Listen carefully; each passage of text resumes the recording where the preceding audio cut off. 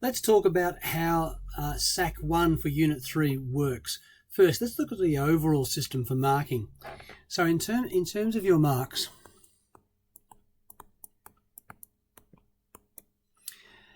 there are 4 pieces of work that we mark at school, and then there's the exam. So of those 4 pieces of work, we have the Unit 3 SAC 1. Now that is broken up into 4 modules. So Unit 3 SAC 1 overall is worth 10% of your marks. That is broken up into 4 modules. So each module is worth 2.5% of your marks by 4 equals 10%. Then we go on to the SAT. Now the SAT is in 2 parts. So there's SAT Part A,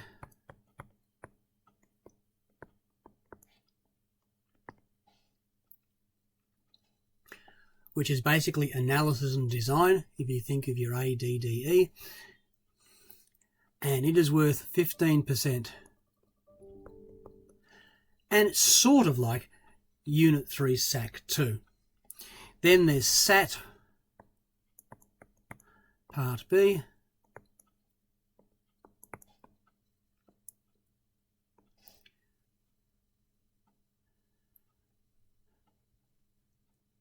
which is also worth 15%,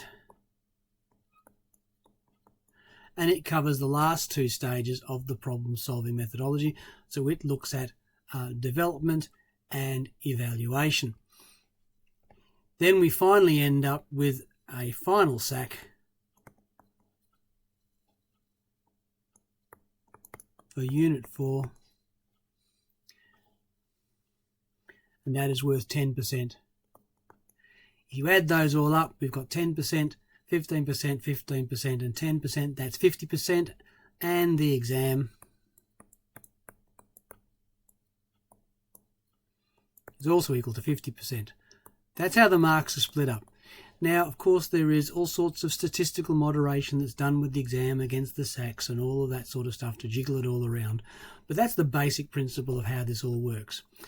So, the item of work that was due this Friday is 2.5% of the mark. We won't be doing it on Friday. We will be looking at doing it hopefully when I get back. All right, but that does mean that we might have to do a couple of these modules pretty close together to get them finished. My intention is what we'll do now is we'll go on to the rest of the course material so that you can understand how to create the next module. Let's have a look at what the modules are all about.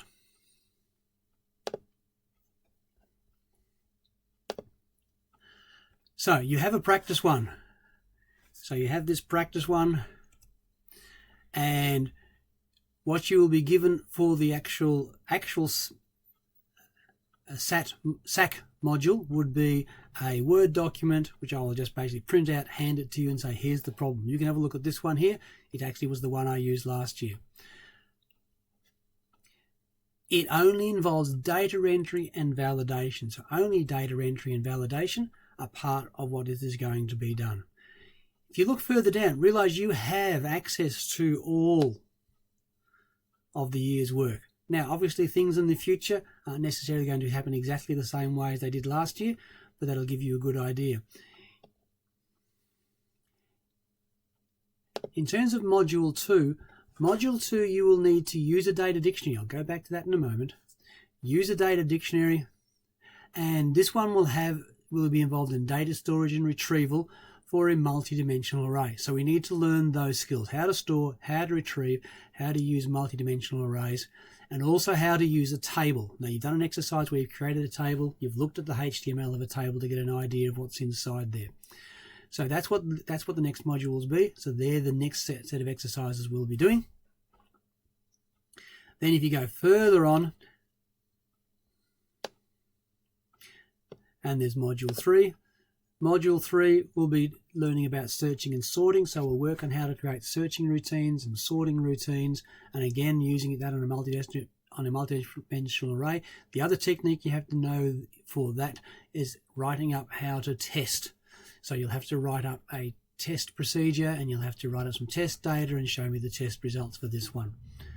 The very last one is almost standalone. We will make use of the fact that PHP is an object-oriented language. Don't fuss about that term yet, and we'll look at what that does.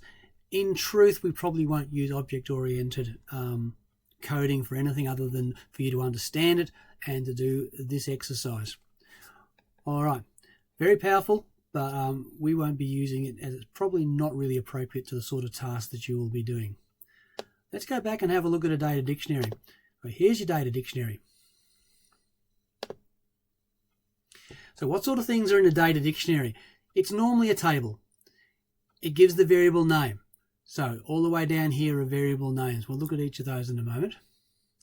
It looks at what type of variable it is, whether it's integer or string or text. Boolean means yes or no, true or false. There are also types like file that we'll be dealing with soon. Size, not so fussed about size. You want a rough idea how big string or text. Realize string and text are basically synonymous to each other. Boolean is only one. It's either a yes or a no. Integers, really only thinking about how many digits you might need in an integer. There are all sorts of other definitions for that, but that's all we expect in there. More importantly is the scope. In other words, where does this particular variable apply? Does it apply to the whole program? In other words, it's used all the way throughout.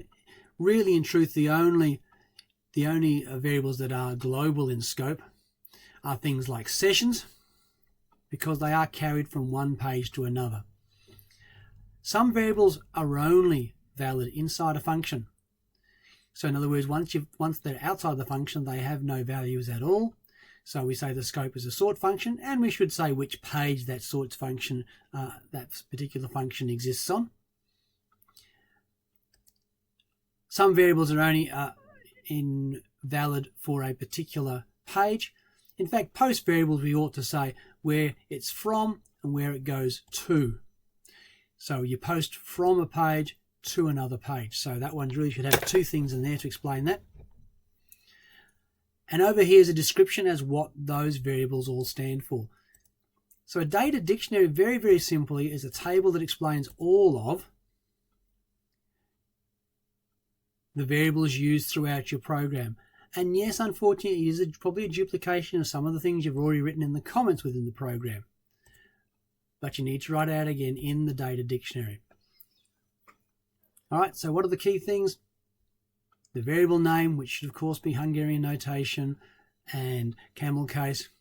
The type of integer it is. How big that variable needs to be able to be. What the scope is, which means where is that variable used? What page is it used on? Is it something like a session variable which is available globally? When it comes to post, we need two bits of information there. The page that creates it, and the page that the data goes to. If it's a function, again, you also need, as well as saying this variable is used in the sort function, you also need to say what page in your code is that function defined.